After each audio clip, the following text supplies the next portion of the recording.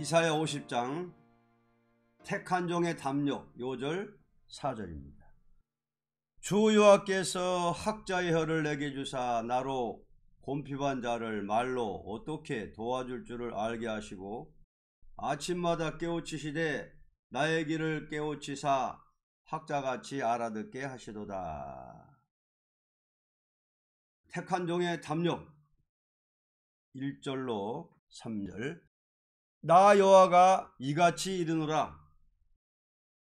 내가 너희 어미를 내어보낸 이혼소가 어디 있느냐? 내가 어느 체주에게 너희를 팔았느냐? 오직 너희는 너희의 죄악을 인하여 팔렸고 너희 어미는 너희의 허물을 인하여 내어보냄을 입었느니라. 내가 왔어도 사람이 없었으며 내가 불러도 대답하는 자가 없었으면 어찌미뇨? 내 손이 어찌 짧아 구속하지 못하겠느냐? 내게 어찌 건질 능력이 없겠느냐? 보라, 내가 꾸짖은즉 바다가 마르며 하수가 강야가 될 것이며 거기 물이 없어졌으므로 어족이 갈아여 주고 악취를 바라게 되느니라. 내가 흑암으로 하늘을 입히며 굵은 배로 덮느니라. 본장은 49장과 같이 하나님은 택한 종을 들어쓰는데 종된 자는 담대해야 될 것을 가르쳤습니다. 인간이 죄의 종이 된 것은 인간의 잘못으로 죄악을 인하여 팔렸던 것입니다. 그러나 하나님의 긍휼과 자비는 그 죄값을 다 청산해 주기 위하여 인간을 찾아왔지만 인간들이 받아들이지 않는 것을 탄식하시는 하나님이십니다. 우리가 죄를 지은 것은 우리가 책임을 져야 돼요. 하나님이 져야 돼요. 죄를 져놓고 사해 주겠다고 찾아와도 공경하지 않고 반대하는 것이 이 세상인데, 자, 여러분은 어떻게 바로 찾았습니까? 우리 죄 사하기 위해서 죽으시고 부활하셔서 기도하고 계시니 우리는 아멘해야 합니다. 아멘. 여호와 찾아야 합니다. 여호와 찾아야 합니다. 4절. 주 여호와께서 학자의 혀를 내게 주사 나로 곤핍한 자를 말로 어떻게 도와줄 줄을 알게 하시고 아침마다 깨우치시되 나의 길을 깨우치사 학자같이 알아듣게 하시도다. 이와 같은 세상에서도 하나님을 찾는 자에게는 학자의 혀를 주어서 역사하게도 하시고 학자같이 알아듣게도 하시는 것입니다. 이런 고마운 일이 어디 있습니까? 죄를 사해 주시지, 학자같이 말하게 하시지, 학자같이 듣게 하시지. 내가 입만 열면 말씀이 나오는 것은 학자혀를 받았기 때문입니다. 하나님이 말하게 하는 입이 되면 듣게 되도록 역사하십니다. 하나님은 구변이 없는 자 들었습니다. 모세, 예레미야, 바울, 구변이 없는 자들 들었었지요. 순종만 하시오. 간단해도 마음에 박혀야 합니다. 인간학 세실에 못 갑니다. 성경은 하나님의 학설이고 변론입니다. 하나님의 변론법 기가 막히잖아요. 사람이 아무리 변론 잘해도 이사야서대로 못합니다. 이 변론 하나님께 받아야 합니다. 그러면 괴로운 사람 마음의 소망입니다. 성경 이상 더 다른 해석할 거 없어요. 설교하면 마디마디 진리가 나와야 합니다. 국민학교도 못 나온 내가 책 내고 있습니다. 분명히 하나님이 들어서는 것입니다. 그 다음 5절로 6절. 주 여호와께서 나의 길을 열으셨으므로 내가 거역지도 아니하며 뒤로 물러가지도 아니하며 나를 때리는 자들에게 내 등을 맡기며 나의 수염을 뽑는 자들에게 나의 뺨을 맡기며 수욕과 침뱉음을 피하려고 내 얼굴을 가려우지 아니하였느니라. 이렇게 역사함으로 택한 자는 담대할 것이니 원수를 두려워할 필요가 없습니다. 그래서 뺨을 쳐도 침을 뱉어도 그래도 담대히 나가는 사람은 승리하게 하는 데는 누가 이 사람을 대적할 사람이 누가 있느냐? 학자같이 듣는 사람은 하나님이 인정하신다. 그 말입니다. 그 다음 7절. 주 여호와께서 나를 도우심으로 내가 부끄러워 아니하고 내 얼굴을 부싯돌같이 굳게 하였은즉 내가 수치를 당치 아니할 줄 아노라. 하나님이 택한 자를 도우심으로 절대 수치를 당치 않게 하십니다. 지금 여기 와서 학자같이 깨달아 듣는 것이 제일 큰 일입니다. 자, 이 시대에 제일 큰 일이 뭐냐? 학자같이 깨달아 듣는 것, 제일 큰 일입니다. 깨달아 듣기만 하면 수치당치 않습니다. 하나님께서 진리 깨닫고 나가는데 흉보고 때리고 핍박한다 할지라도 승리하게 해주신다. 그 말이죠. 진리가 박힌 자, 당할 자가 없다는 거죠. 옳은 종 설교가 참 필요합니다. 학자의 해로 증거하는 종 대적하면 망합니다. 말씀 때문에 고난받으면 하나님이 도와줍니다. 진리가 박히면, 진리가 들어가면 배짱이 커집니다. 담대함을 줍니다. 하나님이. 진리 위에 고생하는 거 각오하라. 그 말입니다. 도와줄 테니까. 하나님이 도와줘요. 학자같이 말하는 종의 말을 듣고 학자같이 깨달아 듣고 순종하면은 하나님이 도와줘 가지고 절대 수치당치 않게 하신다. 그 말이죠. 그 다음 8절로 9절. 나를 의롭다 하시는 이가 가까이 계시니 나와 다툴 자가 누구뇨? 나와 함께 설지어다. 나의 대적이 누구뇨? 내게 가까이 나올지어다. 주 여호와께서 나를 도우시리니 나를 정죄할 자 누구뇨? 그들은 다 옷과 같이 헤어지며 조맥에 먹히리라. 왜냐하면 하나님께서 의롭다 하는 종을 누가 정죄할 수 없고 오히려 그를 대적하는 자는 그 자체가 옷이 조맥에 먹히듯이 망할 것입니다.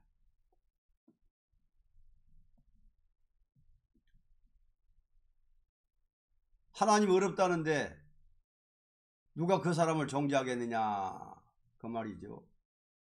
오히려 학자같이 깨달아 듣고 담대히 나가는 사람 데려가면 그 사람이 망한다는 거죠. 뭐같이?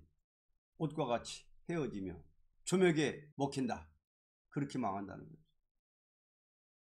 여러분, 분명히 하나님 말씀 바로 깨달아 담대히 나간다면 여러분들을 데려가는 사람 하나님이 치겠다는 거예요? 안 치겠다는 거예요? 치겠다는 거죠. 담대하라 그 말이죠. 그 다음 10절로 11절 너희 중에 여호와를 경외하며 그 종의 목소리를 청종하는 자가 누구뇨? 흑암 중에 행하여 빛이 없는 자라도 여호와의 이름을 의뢰하며 자기 하나님께 의지할지어다. 불을 피우고 횃불을 둘러 띈 자여, 너희가 다 너희의 불꽃 가운데로 들어가며 너희의 피운 횃불 가운데로 들어갈지어다. 너희가 내 손에서 얻을 것이 이것이라. 너희가 슬픔 중에 두리라. 그러므로 하나님을 경외하는 종의 전하는 말을 듣는 자는 흑암 중에도 횃불을 든 것 같이 밝아질 것이니 아무리 슬픔이 잠긴 세상에서도 평안함을 누릴 것입니다. 학자같이 말한 종의 변론을 듣고 순종하면은 하나님이 도와주신다. 학자같이 말하는 종의 말만 잘 들은 사람은 아무리 캄캄한 흑암이 온 땅을 덮어도 흑암에 안 빠진다는 거죠.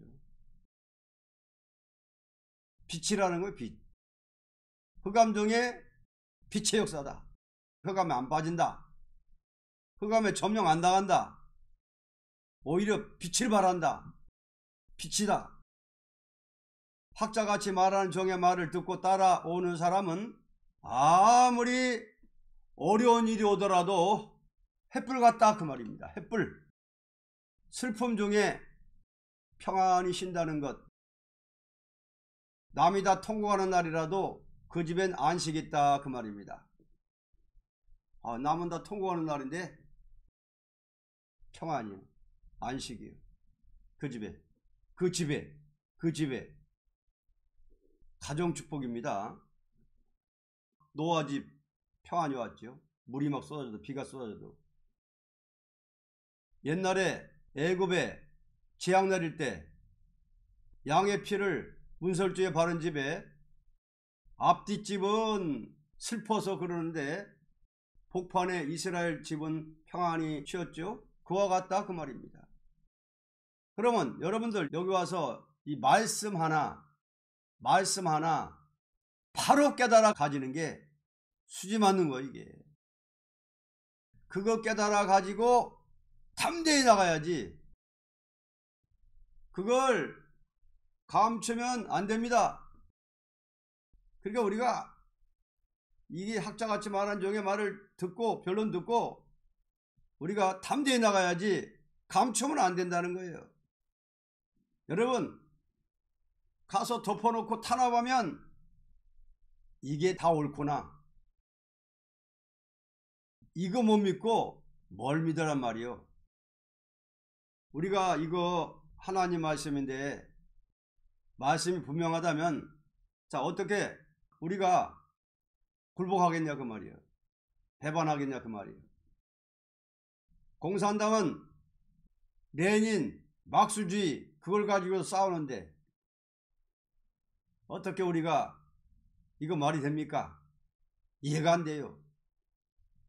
어떤 목사님들은 그래요.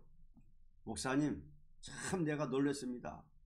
내가 와서 이제 일주일이 됐는데 한 번 눕지도 않고 나왔습니다. 그렇게 해놓고는 조금 불리하면 나가서 흉보면서 그냥 그렇게 하고 다닌다는 거예요. 그 말이 안 되는 거죠. 양심 보따리가. 그래서 신앙 양심이 바른 사람들이 하나님 바로 인도해 줍니다. 한 시컷 배워가지고 말이지. 조금 불리하면 나가서 흉보면서 그게 신앙 양심이 아니죠.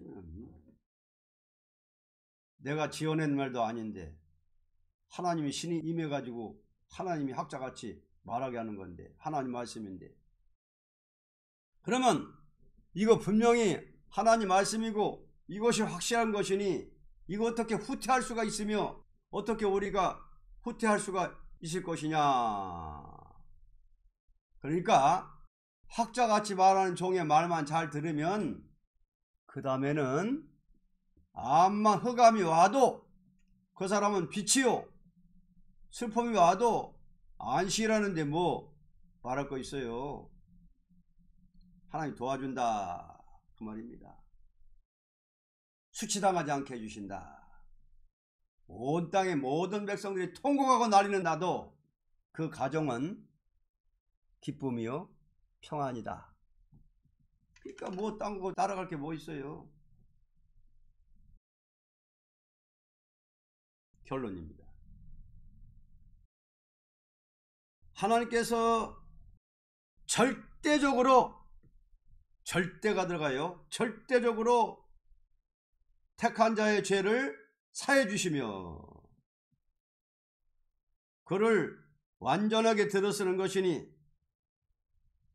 누구든지 참된 종을 해칠 자가 없다는 것을 가르친 것입니다. 그러니까 담대하라 그 말이요. 하나님 이렇게 해치지 못하게 할 테니까, 절대 지켜줄 테니까, 절대 싸워줄 테니까, 절대 보여줄 테니까, 절대 도와줄 테니까 담대하라. 오늘 말씀입니다. 50장은 제목이 뭐예요? 택한 종의 담력입니다. 하나님이 학자같이 말하는 종의 변론 듣고 순종하면은 뭘 준다? 담력을 준다. 간단해요. 50장은 담력 준다는 거예요. 누구에게? 깨달아 듣고 따라가면은 절대 죄를 사해 주시고 담력을 줘가지고 들었습니다. 담력. 그러니까 우리는 담대해야 됩니다. 담대해야 돼요. 5절에 뭐라 그랬어요? 주 여호와께서 나의 귀를 열으셨으므로. 이거 얼마나 고마운 일이에요. 귀를 열어주셨으므로, 우리 귀를 열으셨으므로. 그러니까 귀를 열어서, 영의 귀를 열어서 깨닫게 해줬기 때문에 절대 거역지도 아니하며 뒤로 물러가지 아니한다 그 말이에요. 그렇게 만들어준다 그 말이에요. 하나님 나를 때리는 자들에게 내 등을 맡기며 나의 수염을 뽑는 자들에게 나의 뺨을 맡기며 수욕과 침뱉음을 피하려고 내 얼굴을 가려오지 아니하였느니라. 후퇴 안 한다는 거예요.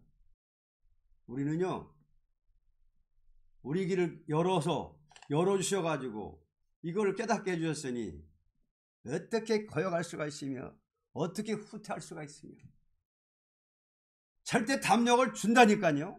담력을 줘가지고 수염을 뽑든지 때리든지 여기에서 후퇴를 안 한다는 거예요. 뭐 욕을 하든지 뭐 짓밟든지 누명을 씌우든지 여기서 후퇴 안 한다는 거예요. 이 말세 정도는요, 바로만 깨달으면은 담력을 준다는 거예요. 말 몇 마디에 그냥 압력 푹 받아가지고 후퇴하는 게 아니라는 거예요. 여기 7절 봐요. 얼마나 담력을 주나.